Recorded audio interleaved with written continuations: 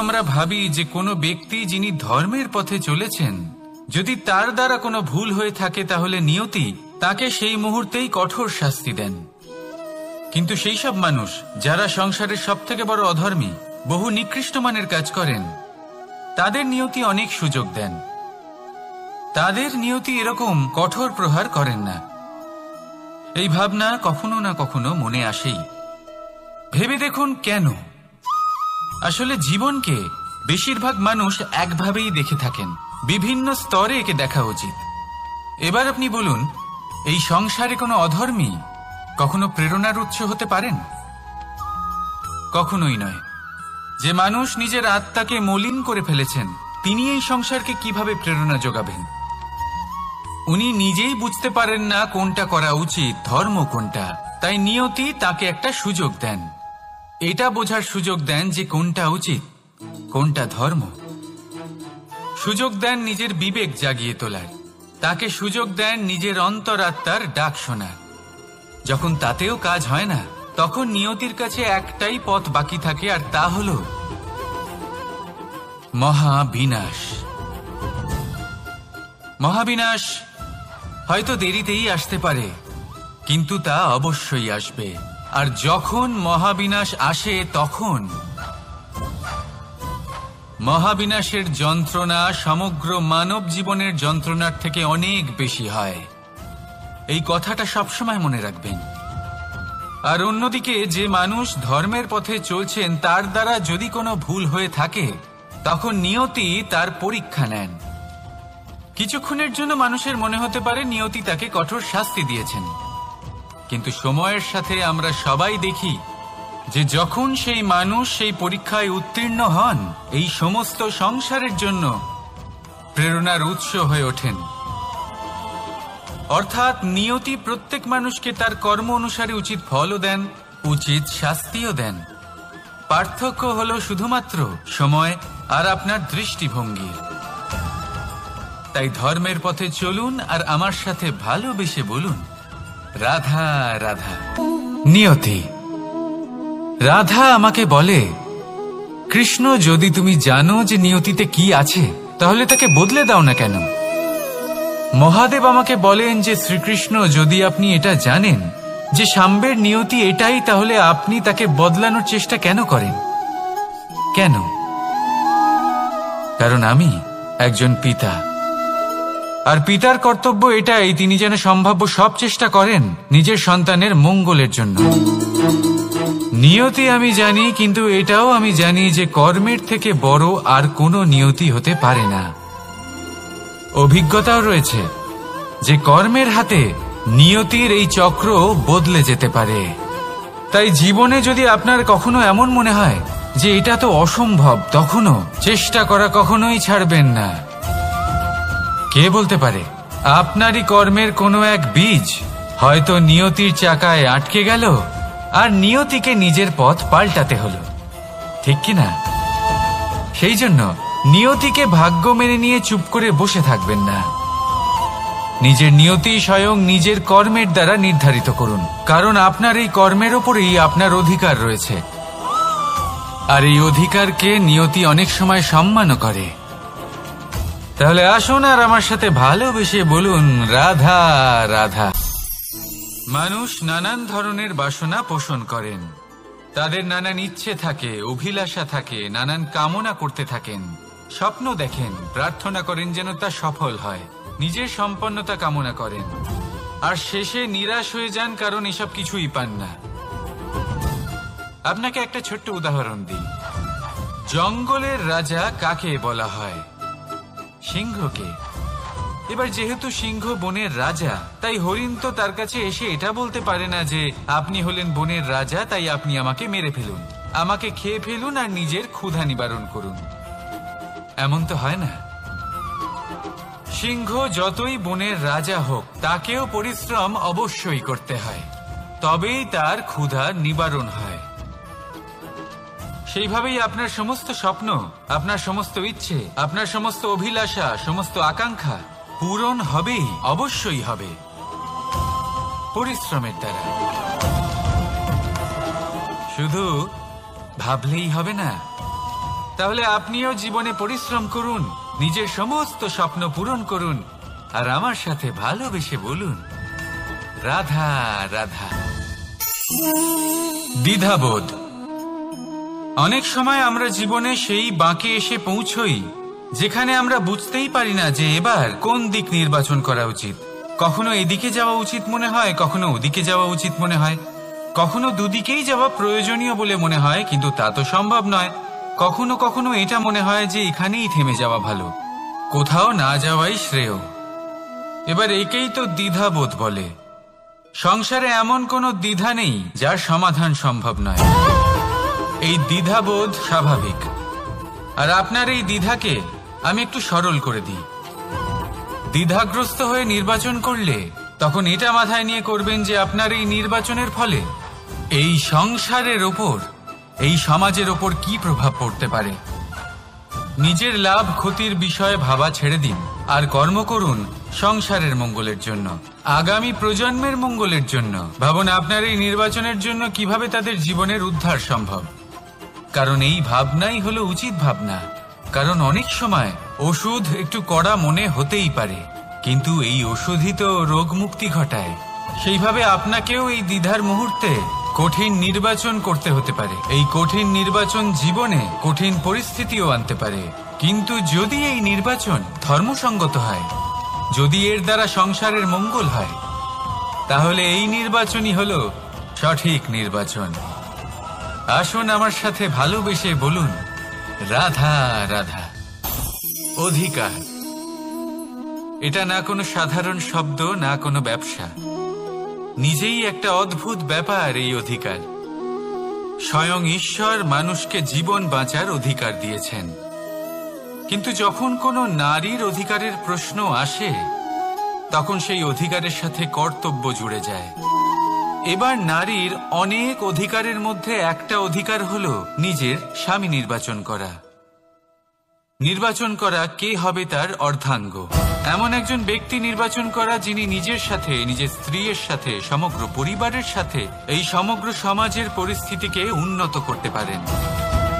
তাহলে ভাবুন, নিজের জন্য স্বামী বেছে নেওয়া কত বড় অধিকার, আর যোগ্য স্বামী বাছা তার থেকেও বড় কর্তব্য। তাই নারীর অধিকারের সাথে যখন কর্তব্য শব্দ জুড়ে যায়, অধিকার নামক শব্দের মাহাত্ম্য আরো বেড়ে যায়। আপনিও নিজের জীবনে নিজের অধিকারের সাথে কর্তব্যকে জুড়ে দেখুন। যদি এরকম করেন তাহলে সমস্ত স্বপ্ন পূর্ণ হবে, আর মন প্রসন্ন হয়ে বলবে, রাধা রাধা। কর্ম। কর্ম সর্বদাই শান্ত মনে করুন। ভিতের সেই ইটের মতো করুন যে শান্তভাবে 7 হাত গভীরে অবস্থান করে। সবার চোখ যায় শিখরের সেই পতাকার দিকে, কিন্তু শিখরে থাকা সেই পতাকা প্রতীক হলো ভিতের মধ্যে থাকা সেই ইটের শক্তির, যে শান্ত মনে নিজের কাজ করে গেছে। তাই এইভাবেই নিজের কর্ম করুন শান্ত মনে, সন্তোষ ভাব নিয়ে। কলরব যা করার তা আপনার সাফল্যকে করতে দিন, কারণ যখন সাফল্যের এই জয় জয়কার চারিদিকে ছড়িয়ে পড়ে, তখন কর্মের এই মৌনতা আরো শক্তিশালী হয়ে ওঠে। তাহলে আসুন আমার সাথে ভালোবেসে বলুন, রাধা রাধা। পরীক্ষা এমন একটা শব্দ যেটা শুনে সংসারের বেশিরভাগ মানুষই ভয়ভীত হয়ে পড়েন। কারণটা কি? অসফলতার ভয়। পরীক্ষা এই শব্দের যদি আমি অন্য দিকটা দেখাই, তার তাৎপর্য এই নয় যে আপনার দুর্বলতা সবার সামনে তুলে ধরবে। এটা তো হলো সেই যুক্তি যা আপনার বল, সাহস, শক্তিগুলি সবার সম্মুখে তুলে ধরবে। আগে হ্যাঁ, এটাই হলো সেই যুক্তি। আপনি নিজেই কখনো দেখবেন পরীক্ষার সময় আপনার অন্তরের অনেক গুণ বাইরে বেরিয়ে আসে। এমন কোন শক্তির উদ্ভব হয় যার বিষয়ে আপনি নিজেও জানতেন না, ঠিক কিনা? তাই এই পরীক্ষাকে কখনো ভয় পাবেন না। বিশ্বাসের সাথে নির্ভীক হয়ে এটার সম্মুখীন হন। দিনের শেষে এই পরীক্ষা শুধুই আপনাকে উজ্জ্বল করবে, আপনাকে আরো শ্রেষ্ঠ করে তুলবে। তাহলে আসুন আমার সাথে ভালোবেসে বলুন, রাধা রাধা। জলে জলকেলি করতে কে না ভালোবাসেন? আমাদের মধ্যে প্রত্যেক মানুষ চান কোথাও একটা সরোবরে, কোনো নদীতে, জলের মাঝে জলক্রীড়া করে আনন্দ উপভোগ করতে, তাই তো? এবার বলুন, আমাদের মধ্যে এমন কে কে আছেন যারা সাগরের ঢেউয়ের মধ্যে এক পাড় থেকে অন্য পাড়ে সাঁতার কেটে যাবার সাহস রাখেন? কে আছেন এমন? এবার এই কাজ তো হলো অত্যন্ত কঠিন। আমরা পাড় পছন্দ করি, জলকেলি করতে ভালোবাসি, কিন্তু পাড়ের কাছে, সমুদ্রের ঢেউয়ে নয়। কিন্তু একটা কথা মনে রাখবেন, যেই দিন এই পাড়ের কথা ভুলে গিয়ে আমরা সাগরের ঢেউয়ের সাথে লড়াই করার সাহস রাখব, সেই দিনই সাগরের ঢেউয়ের সাথে লড়াই করার শক্তিও আমরা পেয়ে যাব। পার আমাদের অত্যন্ত প্রিয়, আমাদের সুরক্ষিত রাখে, কিন্তু এটা আমাদের দুর্বল করে তোলে। তাই এই পারের মায়া ত্যাগ করুন আর সাগরের ঢেউয়ের সাথে লড়াই করার সংকল্প নিন। নিজের প্রতি বিশ্বাস রাখুন, তারপর দেখুন কি হয়। সফলতার শিখরে আপনার এই জীবন পৌঁছবে আর ভালোবেসে বলবে, রাধা রাধা। মানুষ যখনই নিজের জীবনে নতুন কিছু করতে যায় তখন ভয়ভীত হয়ে থাকে, ভাবে যদি আমি অসফল হই তাহলে কি হবে, কে কি ভাববে, কেউ আমাকে দেখে হাসবে কিনা। যদি আমি আমার মতামত দিই তাহলে বলবো, এইসব পরীক্ষার সম্মুখীন হতে কখনো ভয় পাবেন না, কারণ যাই হোক না কেন পরিণাম দুটোই হতে পারে। একটা হয় আপনি জিতে যাবেন, দ্বিতীয় পরিণাম আপনি হেরে যাবেন। খুব সোজা। যদি জিততে পারেন আপনি সবাইকে নেতৃত্ব দিতে পারবেন, কিন্তু যদি আপনি হেরে যান তাহলে আপনার কাছে সেই অভিজ্ঞতা থাকবে যা দিয়ে আপনি আগামী প্রজন্মের পথপ্রদর্শক হবেন। এবার ভাবুন, এই অভিজ্ঞতা দ্বারা আপনি কাউকে সাহায্য করছেন যা দিয়ে সে নিজের স্বপ্ন পূরণ করতে পারবে। খুব পুণ্যের বিষয় এটা। একটা সহজ কথা জেনে রাখুন, জয় হোক বা পরাজয় দুটো একই দিকে নিয়ে যায়, আর সেটা হলো জয়ের দিকে। শুধু নিজের দৃষ্টিভঙ্গি শুভ করে তুলুন আর নিজের পরীক্ষাগুলিকে সীমিত করে তুলবেন না। নিজের এই সীমাগুলিকে আহ্বান জানান, নিজের ব্যক্তিত্বকে বিশাল করে তুলুন, শক্তিশালী করে তুলুন, আর আমার সাথে ভালোবেসে বলুন, রাধা রাধা। এই সম্পর্ক হলো গুরু এবং শিষ্যের। গুরু হলেন ধনুকের সেই প্রত্যাঞ্চার মতো যিনি নিজেকে পেছনে রেখে শিষ্যকে তার গন্তব্যের দিকে এগিয়ে দেন, তাকে নিজের লক্ষ্য ভেদ করতে দেন, আর সর্বদাই কঠোর হয়ে থাকেন যাতে শিষ্য কখনোই নিজের লক্ষ্যচ্যুত না হয়। ধন্য হলেন এমন গুরু যারা শিষ্যকে নিজের গন্তব্যে পৌঁছেও দেন এবং তার সব কৃতিত্ব তাকেই দেন, নিজের শিষ্যকে, নিজের বাণকে। তাহলে আপনারা চিরকাল এরকম গুরুকে মনে রাখবেন, সর্বদা তাদের সম্মান করবেন, সর্বদা তাদের ভালোবাসবেন, কখনো জীবনে পিছিয়ে পড়বেন না আপনি। আসুন আমার সাথে ভালোবেসে বলুন, রাধা রাধা। আপনি কখনো আতর মেখেছেন? একটা শ্রেষ্ঠ আতরের গুণ হলো ওকে মাখার পরে অনেক দিন পর্যন্ত তার সুবাস থেকে যায়। তারপরে আপনি বস্ত্র বদল করুন বা রেখে দিন, তার সুবাস থেকেই যায়। এবার ধরে নিন এই আতর হলো আপনার কর্ম, আর আপনার শরীর, আপনার বস্ত্র হলো আপনার জিহ্বা। যত শ্রেষ্ঠ আপনার কর্ম হবে তত বেশি এই সংসার আপনাকে জানবে। আপনার কর্ম যদি সর্বশ্রেষ্ঠ হয় তাহলে সারা জীবন মনে রাখবে, আর জীবনের পরেও আপনাকে ভুলবে না। এই কর্ম ধর্ম ভেবে পালন করবেন, কারণ এই চিন্তা ভাবনাই সত্য হয়ে সামনে আসে। সেই জন্য ভাবনাকে পুষ্ট করুন, যুক্তিবোধ শ্রেষ্ঠ করে তুলুন, সবকিছু নিজে থেকেই হয়ে যাবে। পথ আপনা থেকেই সামনে চলে আসবে, কর্ম নিজে থেকেই হতে থাকবে। শুধু কর্ম ধর্ম মনে করে পালন করতে থাকুন, আর আমার সাথে ভালোবেসে বলুন, রাধা রাধা। এই জীবন, এই জীবন দেখতে গেলে কিন্তু খুবই কঠিন এই জীবন। কি করি হে নারায়ণ, এটাকে একটু সহজ কি করে করে তোলা যায়, এই প্রশ্নই তো আসছে মনে। এর উত্তর স্বয়ং সেই মানুষের মধ্যেই লুকিয়ে, তার সিদ্ধান্তে, তার নির্বাচনের মধ্যে লুকিয়ে। এবার জীবনের যে কঠিন সময়গুলো থাকে সেগুলো সেই প্রসঙ্গের মতোই হয়। যেমন ধরুন, আপনি হাঁটছেন হাঁটছেন আর হঠাৎ করে পায়ে কাঁটা ফুটে গেল। এবার আপনি কি করবেন? এমনও ব্যক্তি আছেন যারা সেই কষ্টের কারণে, সেই কষ্ট পাওয়ার ভয় পিছিয়ে আসেন। এমনও কিছু ব্যক্তি থাকেন যারা সেই আঘাতে নিরাময় করার জন্য সময় নষ্ট করবেন, কতটা জানি না। এমনও কিছু ব্যক্তি থাকতে পারেন যিনি হয়তো সেই কাঁটাকে তুলে নিয়ে তার ব্যবহার গজালের মতো করবেন, তাকে দেওয়ালে পুঁতে একটা সুন্দর ছবি লাগাবেন, যাতে সেই দেওয়াল আরো সুন্দর দেখতে মনে হয়। এটাই জীবনের সাথেও হতে পারে। এবার দেখুন, জীবন হলো কঠিন নাকি অত্যন্ত কঠিন সেটা গুরুত্বপূর্ণ নয়, সেটাকে সরল করার জন্য আপনি কি করছেন সেটা গুরুত্বপূর্ণ। জেনে রাখুন, আমরা সবাই মরণশীল, আমাদের সবার মৃত্যু হবে, প্রত্যেককেই এক না একদিন অবশ্যই মরতে হবে। এবার যখন সেটা হতেই চলেছে, তাহলে ভয় কেন পাবো, চিন্তা কেন করব? দুশ্চিন্তা করলে কি এর সমাধান হয়ে যাবে? কখনোই নয়। যা প্রারব্ধ তা হবেই। তাই জীবন এই কিছুক্ষণ আপনাকে বাঁচার জন্য দিয়েছে, তা বাঁচতে শুরু করে দিন। জীবনে যা পরিস্থিতি আসুক তা ধন্যাত্মক দৃষ্টিভঙ্গি দিয়ে দেখা শুরু করুন। এটা যদি আপনি শিখে নিতে পারেন, তাহলে আপনার এই জীবন সুখ ও প্রসন্নতা দ্বারা ভরে উঠবে। আর এই প্রসন্নতাই আপনি বলবেন, রাধা রাধা। বৃষ্টির জল যখন মেঘের দ্বারা টিপ টিপ করে ঝরে পড়ে তখন কি ভালো লাগে, তাই না?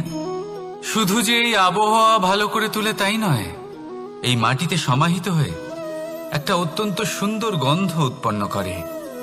এই লতা পাতা, এই বৃক্ষ এদের জীবন দান করে, এদের পুষ্ট করে তোলে, আর তার সাথে অনেক জীবের কল্যাণ করে। কিন্তু ভাবুন, যখন বজ্রপাত হয় তখন কি হয়? এই সমস্ত জলের ফোঁটা অনিয়ন্ত্রিত হয়ে যায়, একটা ভয়ানক বন্যার রূপ নিয়ে নেয়, যা শুধুমাত্র মহাবিনাশ করে। এর সারমর্ম কি? এর সারমর্ম হলো কর্ম করুন, কিন্তু তার নিয়ন্ত্রণ রেখে। যদি আপনি নিয়ন্ত্রণে না থাকেন, তাহলে আপনিও জীবনরূপী এই বর্ষার পরিবর্তে ভয়ানক বন্যার রূপ ধারণ করবেন। এবার বিকাশ ঘটাবেন নাকি বিনাশ, সিদ্ধান্ত হলো আপনার। যদি বিকাশ ঘটাতে চান, তাহলে নিজের কর্মের সাথে সাথে নিজের মনকেও নিয়ন্ত্রণ করতে শিখুন। এই মনকে সংযত করুন, একে নিয়ন্ত্রণে রাখুন, নিজের কর্মকে নিয়ন্ত্রণে রাখুন, ভারসাম্য বজায় রাখুন। আর আমার সাথে ভালোবেসে বলুন, রাধা রাধা। কখনো ঘোড়া আর তার ঘোড়সওয়ারিকে দেখেছেন? ঘোড়ার ডান এবং বাম দিকে যেন একটা পর্দা লাগানো থাকে। তার কারণ কি? যাতে ঘোড়া অন্য কোনো দিকে দেখতে না পায়, শুধুমাত্র সামনে দেখে আর সেই দিকেই এগোতে থাকে। বলতে গেলে এটা খুব সাধারণ ব্যাপার, কিন্তু এর পেছনে খুব বড় এক বিজ্ঞান লুকিয়ে রয়েছে।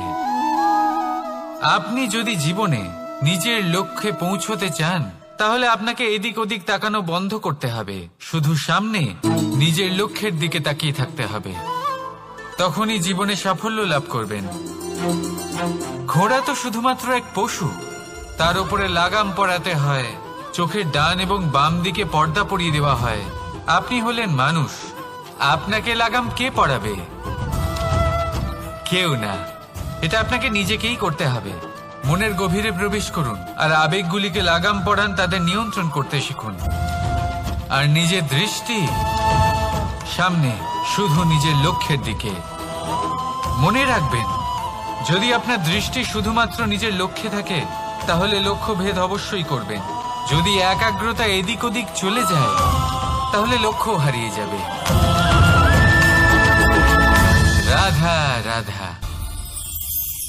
যথা রাজা তথা প্রজা, যথা বীজ তথা বৃক্ষ, যথা ভূমি তথা অঙ্কুর।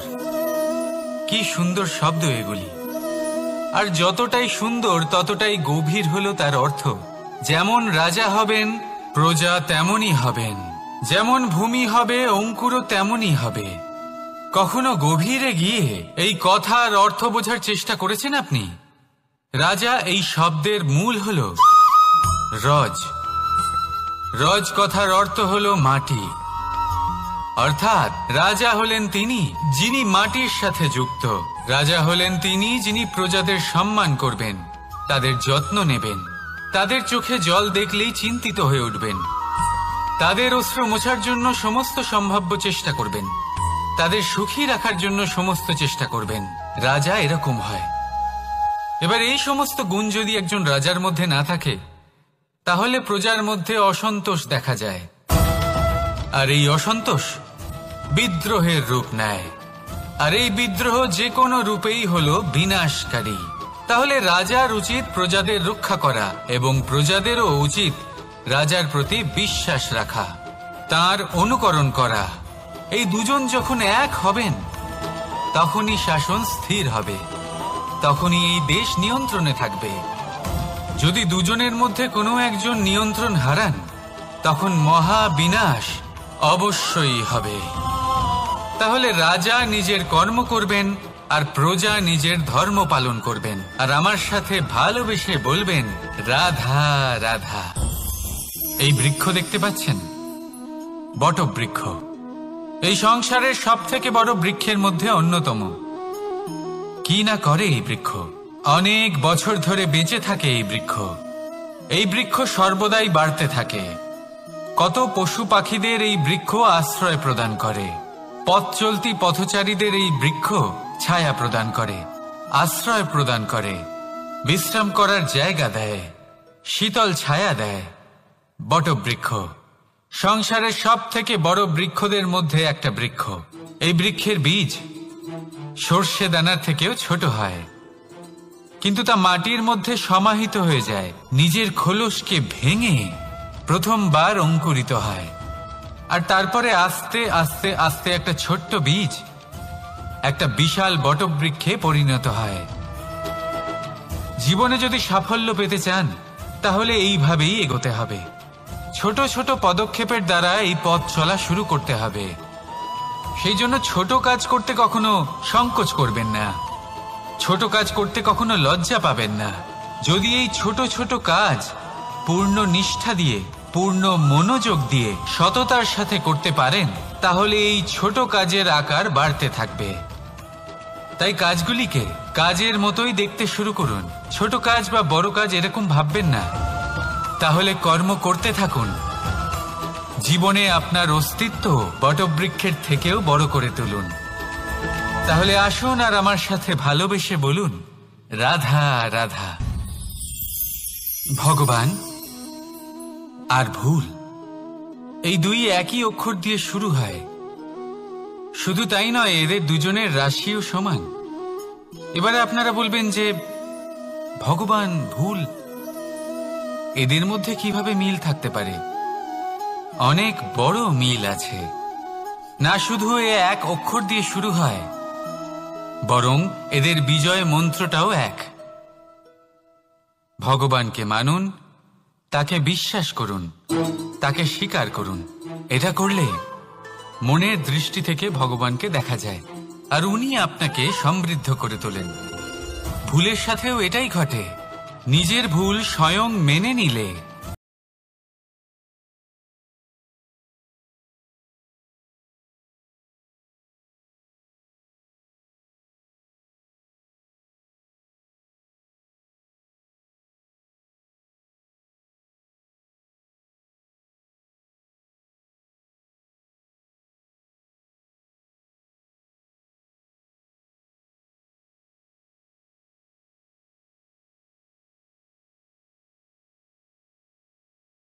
সব সময় নিজের গুণ এবং নিজের দোষ মনে রাখবেন।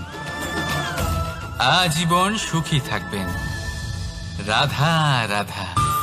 আমরা সব সময় চাই যে এই সংসার আমাদের জ্ঞানী বলবে, বুদ্ধিমান বলবে, বুঝদার বলবে। কিন্তু মূর্খ, মূর্খ যেন কেউ না বলে। মূর্খ শব্দটা আমরা কেউ শুনতে চাই না, দূরে পালাতে থাকি।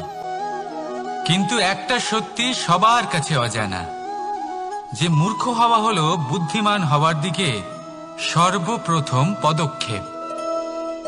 আপনি যত খুশি দিগ্গজ জ্ঞানী মানুষদের সাথে আলাপ করুন, যত ইচ্ছে কথা বলুন, যতই জ্ঞানের কথা আলোচনা করুন, অভিজ্ঞতা মূর্খ হবার পরেই পাওয়া যায়, তাই নয় কি?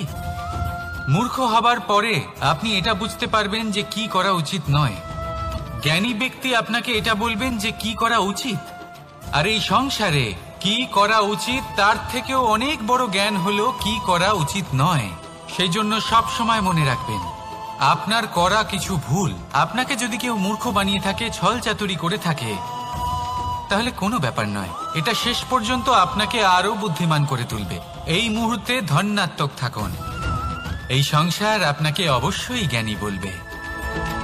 রাধা রাধা। আপনি কি কখনো একজন মালিকে একটা বাগানের যত্ন নিতে দেখেছেন? যদি কখনো একটা গাছে উই ধরে যায়, মালি তখন শুধু সেই গাছের নয়, সমস্ত বাগানের চিকিৎসা করায়। আপনারা হয়তো বলবেন, এ কেমন মূর্খতা? যখন উই একটা গাছে লেগেছে, সমস্ত বাগানের চিকিৎসা কেন করাতে হবে? এ তো অযথা পরিশ্রম করা। কিন্তু মালি খুব ভালো করে জানে যে উই হয়তো একটা গাছে লেগেছে, কিন্তু তা সমস্ত বাগানকে নাশ করে দিতে পারে। এবার মালির এই শিক্ষা, এই জ্ঞান অন্য অনেক জায়গাতে প্রযোজ্য। এই সংসারে আমরা শুধুমাত্র নিজের পরিবারের কথাই চিন্তা করি, তাদের যত্ন নিই, চেষ্টা করি যেন তারা ভালো থাকেন, সুখে থাকেন। আর সেই সময় এই সমাজের কিছু বিরোধী মনোভাব এই সমাজকে গ্রাস করে ফেলে, এই সমাজকে নষ্ট করে ফেলে। কিন্তু আমাদের নজর শুধু আমাদের পরিবারে থাকে। সেই জন্য যখন কথা ওঠে রাষ্ট্রের, দেশের, তখন তার জন্য সিদ্ধান্ত নিতে হবে, তখন তার জন্য ত্যাগ করতে হবে। আর মনে রাখবেন, যে সমস্যায় আসুক তার সমাধান পূর্ণরূপে বাঞ্ছনীয়। এই সংসারে প্রত্যেক ব্যক্তি যদি নিজের পরিবারেরও খেয়াল রাখেন এবং সমাজেরও খেয়াল রাখেন এবং সঠিকভাবে এই দেশেরও খেয়াল রাখেন, তবেই এই দেশ সম্পন্ন হতে পারবে। তাহলে আপনিও সেই প্রয়াস করুন আর আমার সাথে ভালোবেসে বলুন, রাধা রাধা। কথায় বলা হয়, জীবনে ভালোবাসাই হলো সুখের মূল। এটা সত্য। এবার প্রশ্ন হলো এটাই যে এই ভালোবাসা কার সাথে করা উচিত। যদি আপনি কিছুক্ষণের জন্য সুখ পেতে চান, তাহলে ভালোবাসুন নিজের রুচি মতো। যদি আপনি কিছুদিনের জন্য সুখ পেতে চান, ভালোবাসুন নিজের বন্ধুদের। যদি আপনি কয়েক মাসের জন্য, কয়েক বছর বা অনেক বছরের জন্য সুখী হতে চান, তাহলে ভালোবাসুন নিজের পরিবারকে, মাতা পিতা, নিজের সন্তান, স্বামী স্ত্রী, নিজের আত্মীয়দের। কিন্তু যদি আপনি চিরকালের জন্য সুখী হতে চান, তাহলে ভালোবাসতে হবে শুধু নিজের কর্মগুলিকে। কারণ সম্পর্ক যেমনই হোক না কেন, কখনো না কখনো ভেঙে যাবেই। এই সংসার হলো এমনই যে যাদের সঙ্গ আমরা পাই, তাদের সঙ্গ একদিন ত্যাগ করতে হয়। শুধু কর্মই হলো এমন এক সঙ্গ যা কখনো আপনাকে ত্যাগ করবে না। আপনার মৃত্যুর পরেও এই কর্ম আপনাকে বাঁচিয়ে রাখবে। তাই সবসময় মনে রাখবেন, এই কর্ম ধর্ম মনে করে পালন করা উচিত। জীবনের শেষ মুহূর্ত পর্যন্ত কর্মকে ভালোবাসুন, জীবনের শেষ মুহূর্ত পর্যন্ত সুখে থাকবেন। আর আমি তো সবসময় বলি, শুধু কর্ম করতে থাকো, ফলের চিন্তা করো না। তাহলে আসুন আর আমার সাথে ভালোবেসে বলুন, রাধা রাধা।